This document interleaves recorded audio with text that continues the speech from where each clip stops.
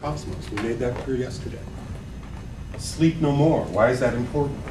It's not just nightmares. Remember that longish, 5-6 lines passage in which Macbeth defines sleep as essentially the reward of the just, as the refuge of an easy conscience, sleep that ravels up the sleeve of whatever, the knitted sleeve of care, that was it. As though our lives are a kind of fabric, and as we go through the day, it gets all pulled out of shape, and through God's blessing, somehow it restores itself at night. And then, of course, if that is too subtle for people, we have the fact that he cannot say Amen. And then we have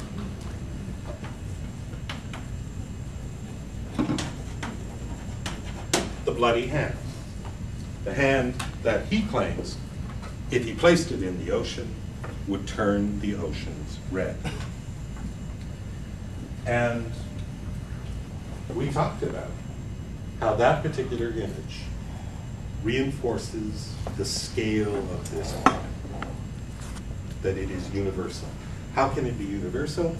Only if you look at it in terms of a divinely ordered universe. And the king, the anointed representative of God, the killing of that king represents a blow against that particular cosmos. So, all through Act 2, Scene 2, we have this religious imagery is too strong. We have cosmic imagery that suggests to us the presence of the heavens.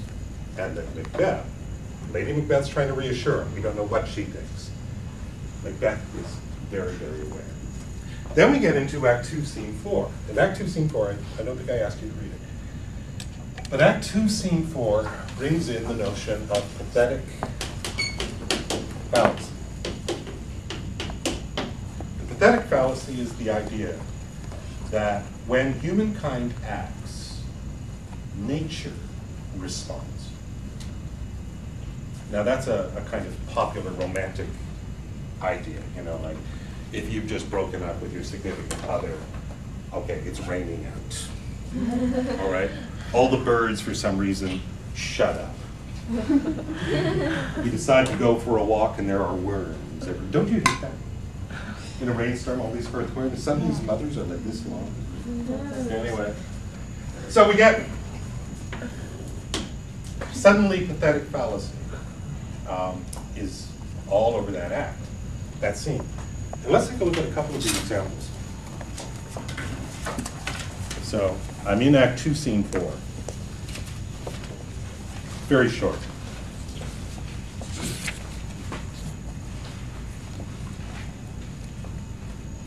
And I'm going to go to Ross's speech. And listen to these words. Listen to what Shakespeare's doing. Ah, good father, thou seest the heavens as troubled with man's act, threatens his bloody stage. Right away, it's all about the heavens. Something has disturbed the heavens. And what are the manifestations of this? How does heaven show itself? Look at this. By the clock 'tis day, and yet dark night strangles the traveling lamp. So what's occurred? Come on, you science freaks. An eclipse. An eclipse. Very good. But look at the words. The sun becomes the traveling lamp. That's a powerful image. It suggests that we, on our own, we walk in darkness. But there is a traveling lamp that we carry with us. And that light lights our way. What better image of a divine presence? And what has happened? Dark night strangles, and the verb is one of violence and of murder.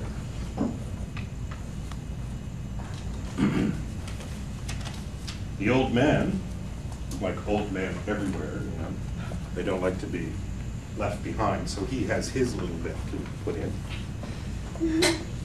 'Tis unnatural, note the word. Even like the deed that's done. On Tuesday last, a falcon, towering in her pride of place, was by a mousing owl, hawked at and killed. And what do we make of that image? It only makes sense to us if we consider the chain of being. Right? There's that divinely ordered world again. Why? Because the hawk, or the falcon, is the symbol of the king. The owl is the symbol of evil and of night. We've made that. What has happened?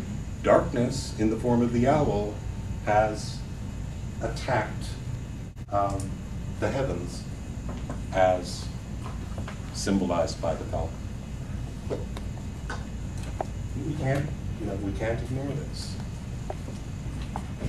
And Duncan's horses, says Ross, who clearly doesn't want to be outdone by some old guy. So he's got another little nightmare. And Duncan's horses, beauteous and swift, the minions of their race. Minions. Minions means the highest form. So, they are the minions of their race. What does that mean? It means that within the ranks of horses, in the chain of being, they are the ultimate. They are the highest.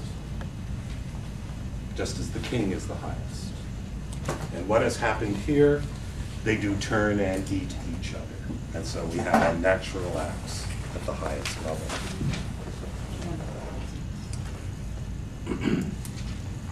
They then go on and tell us what has happened. And apparently Macbeth is already crowned at a place called Scone, and Duncan's body has been taken to its natural burial place. What's my point here? My point is that in Act 2, Scene 2, we have the first images of the disturbed order, a disturbed cosmos, and the imagery is that of the disturbed conscience. And Macbeth's understanding, through the image of the bloody hand turning the ocean red, his failure to say amen, and the loss of the reward of the just, sleep. We have Macbeth's understanding that what he has done is a crime on a cosmic level. He has not merely killed a king, he has acted against God. And in Act 2, Scene 4, we have exactly the same kind of imagery of the disturbed cosmos through prophetic fallacy. And the lady's line, help me hence ho, is right in the middle. So does she faint? Okay. The scene opens, Act 2, Scene 3, with the Porter's speech. And the Porter's speech, I've already indicated to you, is stale comedy. But even as we look at this old joke playing out, we are aware that the base of the joke is the idea that the porter guards the gate to hell. So even as the audience then would laugh at the idea of the lawyer and the tailor and all of these people getting their just desserts, and they would certainly laugh at the kind of pornographic quality that the porter gets into when he starts talking about the impact of alcohol on men, which is very cute. You know, you've got this stumbling old guy, you know, and he gets into this very kind of horny thing about how, you know, drink provokes the desire, but it takes away the performance. So just use your imagination there. So